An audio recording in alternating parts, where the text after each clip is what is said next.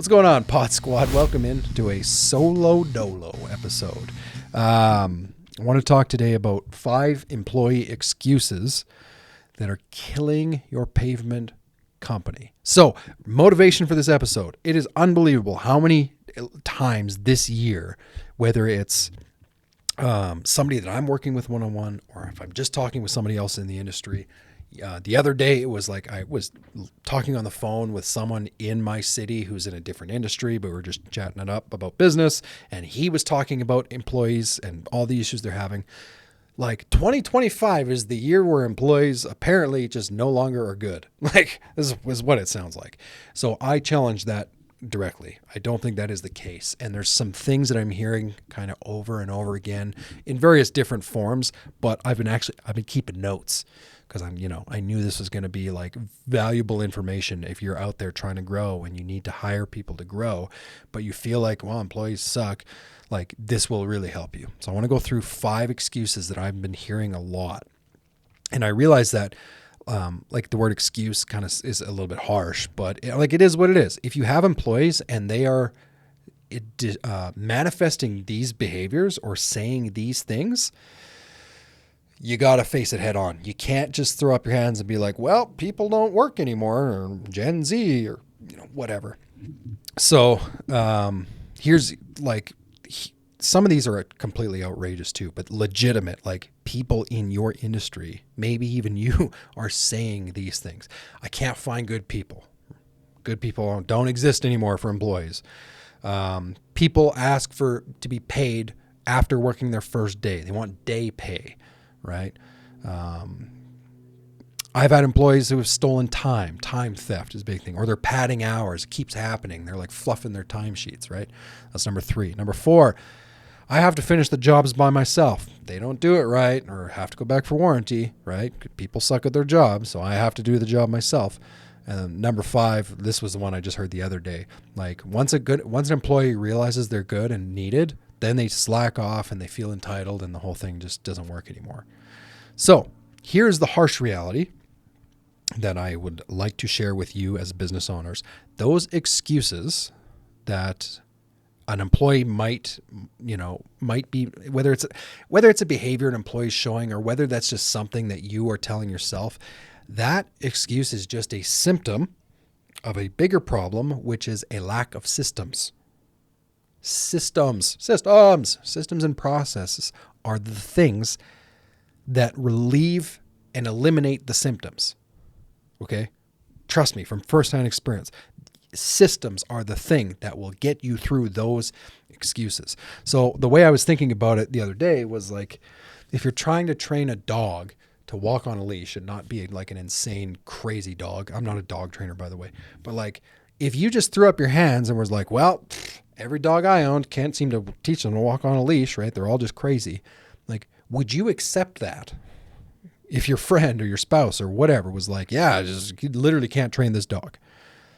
No, you wouldn't accept that because you know that fundamentally it's just not true, right? You can go watch TV shows of like crazy dog trainers who take like savage dogs and they train them to be super obedient. Like you can train a dog to walk on a leash. Like maybe you got to do it in a low distraction environment. Maybe you have to learn verbal commands better. Maybe you've got the wrong collar on the dog. And it's like, you know what I mean? Like, again, not a dog trainer. There's so many things that you should be doing that are like contributing to that symptom of, hey, my dog, I can't walk my dog on a leash. And I hate to compare employees to dogs, but I'm not directly doing that, but the point is the same. It's like, you can't just say, well, employees don't want to work anymore. That's not the real issue. That's the symptom that you need a system for. So let's go through these 5 excuses. All right. Number 1, I can't find good people. You would be surprised, man. Like it's not just small companies that say that. Because there is an element of truth to this, right? So even 7- and 8-figure companies will be like, it's hard to find good people. And it is hard to find good people. It's not easy. If it were easy, everyone would just have great employees all the time, right? It does take a matter of effort. The thing is, though, what you have to realize in your pavement business is that good people, not even great people, just good people, the people who aren't going to leave you high and dry after 4 hours of working, like they are going to be attracted to your company by the efforts that you put in to build a funnel to funnel those quality people into your company. It starts with the funnel. Like, you can't just hope for good people and then hire a bunch of them and be like, well, none of them worked out. That's not a good system. That's not funneling the talent. So the way I would like you to think about this, if you right now are struggling to find good people, and I know that you people are out there, because like we have this struggle too. It's not easy. But if you're struggling to hire good people, and you only recruit when you're like desperate or when you really need someone, and so you just throw up an ad on Indeed because you're like, hey, available immediately, striping tech, seal coating technician, asphalt repair guy, labor, whatever that job title is. Like if you hire when you're desperate, if you recruit when you're desperate, you're going to hire when you're desperate, right? Which means that you're only going to filter in this tiny funnel people who are desperate for work and are willing to make a switch immediately. Right. And then you can kind of compound that a little bit further, which is like, if they can't see like a social proof of you and your company, like who you are, what you stand for, the fact that you've consistently said that you're hiring good people, then you just get the desperate people. Right. So I'm a big fan of this. Even if you don't need to hire someone today, you should still be consistently putting out that message. We're always hiring. Because if you put out that message consistently, the good to / great people that you actually want to come work for you and apply, they might not apply the first time they see the job ad. They might be like, I don't know much about this company, or like, nah, I'm okay right now. But what you're trying to do is build a funnel where over time people realize that, oh, I'm actually not so happy at my current job. I actually don't like the way my boss is treating me. I actually don't like the pay I'm getting. I don't like the work we do anymore. It could be 500 different things. When that moment strikes, you want those candidates to think of you. And they're only going to do that if you've consistently posted that we're hiring good people, right? The likelihood of you striking gold and getting that great person the moment you need them is so stupid small. It's like you're not playing the numbers. So the analogy that I use for this is the NFL. Even though I'm a proud Canadian, I love the NFL, love NFL football. And one thing that just blows my mind about the NFL is like how many people are involved on an NFL team, like just from the player's perspective. Forget the coaches and the trainers and blah, blah, blah, all that stuff, because there's lots of those people too. But look at how an NFL team is built, right? So you have 11 people on the field at any given time. But those 11 people on your team do not play the whole game, right? That's just your offense, right? So then when your offense gets off the field after a couple minutes, 11 new guys come on. Now you got 11, it's 22, because those 11 guys play defense. But then you have like a special teams event, punting, field goal, whatever. Well, now you got 11 often brand new people, right? So right there alone, you're at like 33 people for an NFL game, which is ridiculous when you consider that the actual like playing time of an NFL game, like I realize the game is 60 minutes, but like most of that is like in the huddle talking about the play, is not actually in action. There's actually only like, if I remember, it's only like 8 minutes of actual action in a game, 6 to 8 minutes. So like you have 33 people potentially for 6 to 8 minutes of action, but it's not just that. Like you always have 48 players on your roster in the NFL. Then you have 5 more who are like on your total roster. So those extra 5, they can't actually play because they're on the inactive roster or whatever it's called. So like now you're at 53 people just on your roster.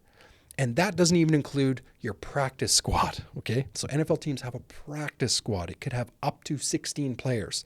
So now you're at 53 on your roster plus the 16 on the practice squad. Like, dude, you're at 69 people. 69? Did I do the math right? Yeah, 69 people. And then if that's not enough, every April we draft more players from college. So like, you see where I'm going with this? Like NFL teams know that even though they can only put 11 people on the field, you need to have a strong bench of people, some of them not even playing, literally just practicing, some of them like getting drafted and sitting their first year. Like you need to have those people in order to have a successful NFL team. Why would your business be any different? Now, no, you don't need to go hire like 69 people, right? If you have a small company. But if you're just waiting for a player to show up on your team or a technician in the field the moment you need them because all of a sudden we're busy, you're not going to get the best possible talent. So if you can't find good people, do this instead. Number one, just have the mindset, man, that we're always hiring. You got to be always hiring. Put it on your calendar, like post once a week. Doesn't have to be the same message like we're hiring at XYZ company, but like variants of that. It could be a video, it could be a photo, it could be, hey, here's why we're looking for people. Hey, here's something about our company that attracts people in this market. If this interests you, we'd love to see your resume. Apply to, careers at website.com. Like just get in that mindset where you do that. If you were to post 52 pieces of content, on your LinkedIn or on an Instagram page, by the time that those good or / great people are ready to leave their jobs, you're giving them over a year 52 opportunities to showcase your company. It's like you don't start marketing for your seal coating jobs in April when the season starts, right? You do it before, because if you wait till April, jobs are already booked up. You missed out. It's the same with hiring. Second thing, and you got to be super careful with this, like full disclaimer. Matt, I don't know if you can put like giant disclaimer. I don't want us to get sued. Okay.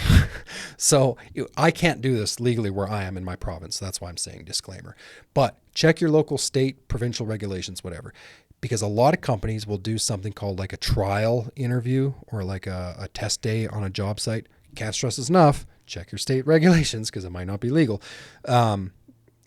I have a good friend of mine in North Carolina. Well, he's been on the podcast, Daniel Wright. So they have a provision in the state law and the ProLine parking lot maintenance, and Daniel, they know the law very well, where they can hire someone. They can go through the interview process and say, we will hire you for a day and you can do work at ProLine. And so they basically have a special waiver for it. Like it's all legal and documented. So it's like the person agrees, yeah, I'm going to be hired for the day. And it gives them the opportunity for one day for the operations manager at that company, JJ, to test out this new employee. And truthfully, for the new employee to potentially be like, hey, this is not what I thought it was. I don't like this. I don't want to work here. And if you can get through that with that kind of test day, the working interview, whatever you want to call it, then you're way more likely to get someone great. Because if you get someone on that test day who's like loves what they do, and your foreman or your senior tech or you as the owner or whoever, it's like, I really like this person. Well, you've greatly increased the chances of employment success.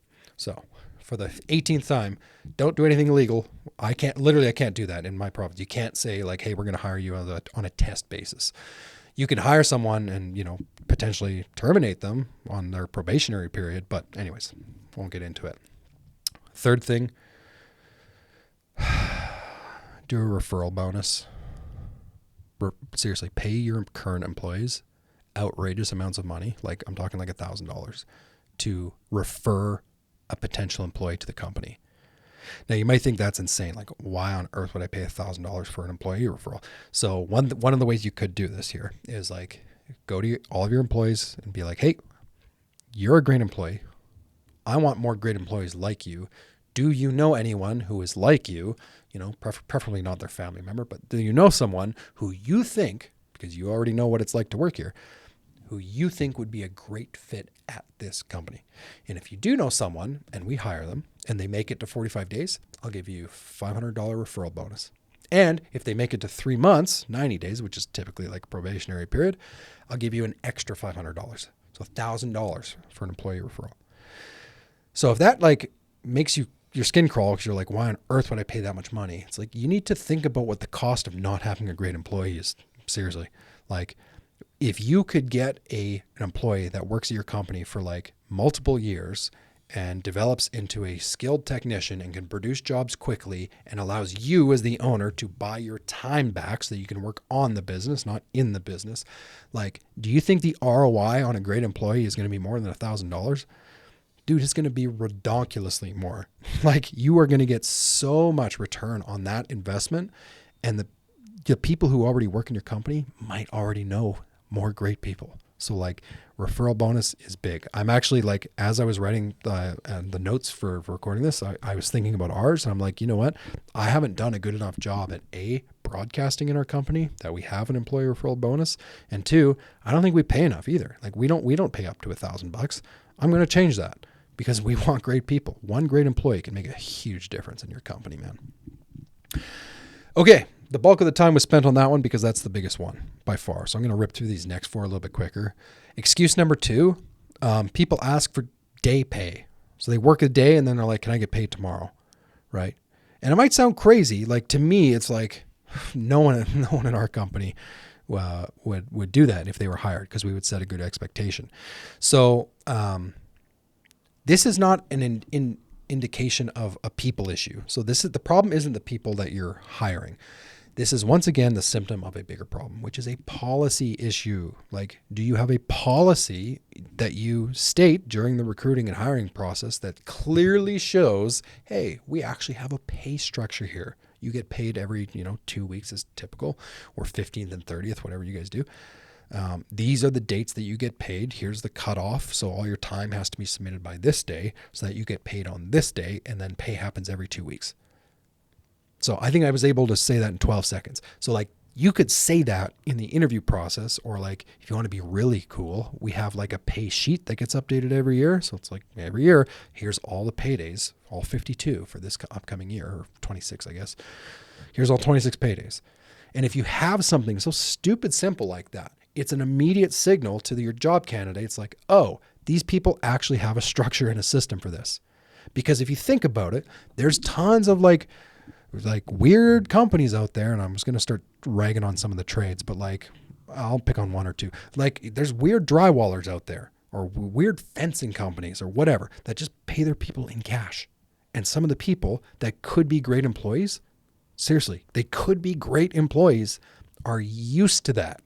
They're used to getting paid on a day basis. Dude, there are like 7- and 8-figure paving companies that pay their people in cash.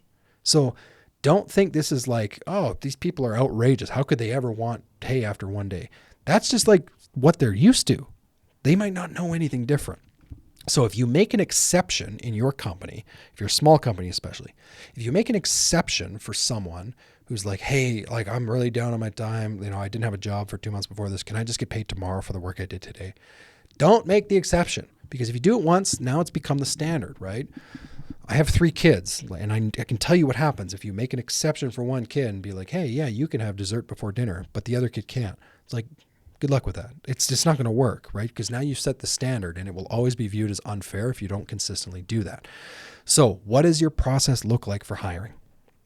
Like if you're just hiring people off of like text messages, or like going on Facebook Messenger and just like texting through the interview process and being like, hey, if you could start tomorrow, like if that's the process, so be it. But just know that's the kind of people, not even people, sorry. It's not the people issue. That's the kind of response you're going to get from the people.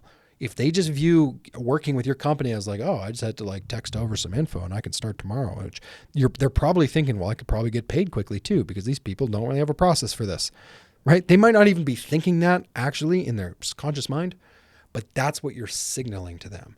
So simple, like just have some sort of standardized process where you actually interview people. Even if you don't have a shop or an office, go interview people off-site. Before I had an office, I'd go interview people at a coffee shop.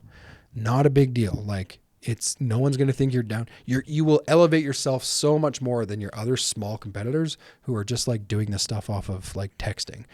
Like this is going to, a good recruiting and interview process, even a simple one, which we've put out content on before, even a simple one is going to help you land better talent, right? Like to use another football analogy, it's like college football, coaches, when kids come into the university, they don't just look at the kids and be like, hey, you look like an athlete, you get on the field. Well, you don't look athletic, so you don't. Like they don't do that, right? They put them through testing. That's what your interview process is. That's you testing out to see, are these the kinds of people that we want? And then you can set good expectations during that process so that people don't ask to be paid after their first day of work. All right, number 3, excuse, time theft. I've been through this, okay? I've unfortunately had to terminate an employee before for time theft. They're padding the hours. They keep happening. Guy goes to the goes to the gym before he clocks out on his way home, or hits the grocery store or whatever, right? So time theft is it could be nefarious, but it also lives in the gray zone. Right? It's a gray area thing. So if it's not 100% clear to your people, like you clock out when you leave the shop, or you clock out when you get back home, or I'm just gonna shut that up. Like if it's not 100% clear, then it's gray. And so people will take liberties, not even because they're trying to like steal your time. It just could be a gray area thing. So how do you solve this? This one's really simple. I would recommend technology. Like even if you have a small company, something like a geofenced time app. I haven't really done my research on these technologies lately, so forgive me if I'm out of the loop. We kind of have our own already. So, but I'm pretty sure Clockify is still around. Inexpensive, man. Like you could potentially be paying only a couple bucks a month per person. But if you could like digitally have them do their timesheets, most of those companies like Clockify or T-Sheets, the QuickBooks time tracking, whatever they're called now, Workforce or whatever. QuickBooks has its own time tracking thing. Like those things often have GPS tagging in them. So it's not even that you're like doing it to meticulously analyze everyone's timesheets, but your employees should know, like, it's GPS tracked. So our time tracking lives on one crew. So the crew knows, like, yeah, when we're clocked in, like it follows us around. And we actually reimburse our employees like a small amount every month for their cell phone, because that's part of the requirements of working here. So if you don't have a cell phone and you can't clock in, it means you can't work here. Pretty simple. If you don't want to go the technology route, then you need to do something manually and get a two signature timesheet approval system. So like it's going to suck, but yeah, if you have a small company and you really don't want to pay the technology, then like have your tech sign their timesheet, and your lead tech double sign it, or your foreman, or you as the owner. The point is, like, you can't just like every 2 weeks get this stack of timesheets from your employees and be like, oh, I hope these are right, and then you just fire them in. You're leaving so much on the table. Not to mention, if you're doing it manually, you're probably missing out on some of the job costing, because a lot of those digital softwares will automatically flow to your job costing. So like in one crew, as an example, when the guys clock in to a project, it shows up on the project as a cost. So anyways, last thing I'll say about this, and this is kind of brutally brutal, but like it is what it is. Don't be lazy or cowardly if you do find an error. Like if you find an employee that's like might be padding their time, you can't leave it. Don't be like talk about it with other employees or like whatever. You have to kind of just go for it, and you have to talk to them, and don't fear them quitting, right? You just have to go talk to them. All right. Excuse number 4, employee excuse that you have to squash. I end up finishing jobs myself. I'm always fixing the employee's errors, right? Kind of similar to can't find good people anymore. Right? I send 2 guys out to do a striping job and they miss stuff again, or stuff didn't look right and the client isn't happy. So the problem is, if you are the owner and you're always jumping in to like save the day, right? You're putting on your rescue hat. Once again, you are setting the standard in the company that like, if things go wrong, I will just put on the Superman cape and come save the day. And don't get me wrong, like might be times where you legitimately have to, because of the type of customer it is, or like the situation, whatever. The point is, I want to make this really important differentiation here, right? Between a good employee and a bad employee. And for the purpose of this analogy, I'm defining a good employee as someone who is motivated. Okay. And I'm defining a bad employee as someone who doesn't care. Okay. That's very broad, but stick with me for this. A good employee, so one who is motivated, if they are not finishing jobs correctly, or if they're making mistakes that somebody else has to go clean up, like there's warranty issues and stuff like that, you very clearly have a skill issue or an awareness issue. Full stop. Okay. So if you have a good employee who's motivated, but you're having warranty issues or callbacks, they are either lacking in skill and how to do their job correctly, or they are not aware of what has to be done on the job site and they're leaving stuff. Either way, if it's one of those 2 things, the onus is on you as the owner, or the foreman, or whoever in that company has that role.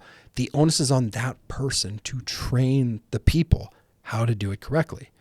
Now, the flip side of that is if you have a quote unquote bad employee, which I'm defining as unmotivated, then you have no choice but to have another tough conversation with them because they clearly don't care. And then you have to put them on some sort of progressive discipline plan, or if, or you could just terminate them if you're in an at-will state. Again, don't sue us, check your state laws or whatever. But you're going to have a tough conversation. Be like, hey, help me understand, why on this job yesterday, why this was done incorrectly, this was left, and this looks bad, right? And then just shut up and let them talk. Now, if they're a really bad employee, then they'll get mad or flippant or whatever. But most of the time, you're not going to have that. You're going to have people be like, I had no idea I was supposed to do that. I didn't realize that was part of the scope. I didn't double check the work after. We just thought it was good. I think that was Jimmy who painted that, and I didn't go check it. The point is, you can put in a system and a process for this. Most of the time, you're going to find that you don't have bad people defining bad as unmotivated. You just have people who are lacking skill or awareness in something, and that's on you to train them. So make sure that you clearly define what done is on a job. Make sure you don't leave anything up to interpretation. Last one, because I want to keep this under half an hour. Man, just don't laugh at me. He always says I talk too much. Okay, number 5. Good employees, once they become good, they get entitled and they slack off. They're like, oh, got it made, right? And so I think this excuse comes from, I heard it again very recently. I think that comes from a business owner who just presumes that the intentions of employees are bad. And so once they, in their mind, have come to this conclusion that I'm more valuable to the company and you can't get rid of me, that they're just going to turn on this switch of entitlement. That is not true. That's not true at all. In fact, most entitlement or someone slacking off, again, it's going to be from possibly they're just unmotivated and you need to progress with them. But often it's just they're not clear on what the standard is. Make the standard clear for your employees. This is how you consistently show up. There also could be no growth track for them. Okay. This is super important. I'm going to condense this to 1 minute. Don't make the mistake of thinking that all employees want to grow and develop, and don't make the even worse mistake of thinking that all employees are totally happy where they are. Some employees will be totally happy where they are, and they're totally fine to just, stay in their lane and produce good work and go home, and that's good. But most employees and the types of people that you're going to be hiring in your striping and seal coating business want to grow, right? They're generally going to be younger people, right? I just had an interview with Tarmo from 10 Lines Robots, and he had a massive striping company in Estonia. They literally painted 80% of the country or something outrageous. And he's that's kind of the problem with striping is you lose so many people because it's seasonal. But if you have a really great employee, they often will leave and start their own company, or they're just there for the season, whatever. Think of it this way. If you go to the gym and you do the same workout and you lift the same weight and you do the same thing over and over again, are you going to be happy and satisfied with the results you're getting, or even just your enjoyment, if you were to do that for 6 months in a row? Probably not, right? Because even if you're just going just for the sake of going to the gym, nobody wants to do the same thing 6 months in a row, lifting the same weight, doing the same exercises. You're going to mix it up, especially if you want to get different results. Why would it be different for employees? If you just expect them to show up and hold the seal coat hose for every day for the next 5 years, you're probably going to be disappointed because that person is likely not going to stick around. Some will, but not most of them. So if you think that good employees are slacking off or getting entitled, it's possible, but I would challenge you to be what is the standard for this? Do we have clear standards for this type of behavior?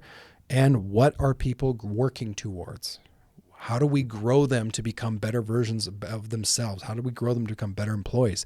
If an employee knows this is where I can go in this company, I can become a senior seal coat guy, senior technician, a senior striper. I could become a foreman one day. I could potentially become in management one day. Document what that looks like. Talk about it with your team at a team meeting. Get your people bought in to where they can go, because if they understand the opportunities, then they won't be slacking off, because they'll be slacking away the opportunity. Most of the time when people slack off, it's because they don't know. They just think that they're stuck in the level they're in, and they're well, they're not going to fire me because I've been here for 3 years doing the same thing every day. Now, most people want to be challenged. They want to grow more. All right. That's it. 30 minutes of 5 excuses. Get rid of those excuses, man. I'm telling you, all of those are related to systems and processes. So if you're listening to this and you're freaked out and you're like, this sounds like a buttload of work. I don't know where to start with my systems and processes. Number one, like breathe. It's okay. This is not something you build in a day. This is something I'm continually building in my company. It's not built in a day. If you want, send me an email, cam@stripedpodcast.com, or just go to my website, stripedacademy.com. I've got some info on there. It's like the newsletters and things you can read that might help you. But you can also, in the top right corner of that website, you can like click the button, book a call with me, and we'll hop on a call and see what your business is like and what employee issues you're having. And if I can help you out, I would be down to do it. All right. Kill your excuses, build your systems, keep your stripes hot, and we'll talk to you next week. Your spreadsheets and your systems for your business suck, and you might be losing a ton of money in your paving or your pavement maintenance business. Look, our company recently switched to One Crew, and it is the only industry-specific, all-in-one platform for paving companies, for pavement maintenance companies, striping companies. It doesn't matter if it's like the sales cycle or if you're estimating or even if you're trying to manage your crew. One Crew has features for all of that. It is unbelievably effective. So if right now you're doing a lot of your estimating on spreadsheets, and at the end of the day or the end of the year, you don't even know if you're making a lot of money, I guarantee you One Crew will help you. It is so easy to make more money with this software. You'll love it. Here's the best part. Listeners of this show get $500 off of the setup fee if you go to getonecrew.com/stripe it. $500 off of your setup fee. Take a free demo and have a look for yourself, man. getonecrew.com/stripe it.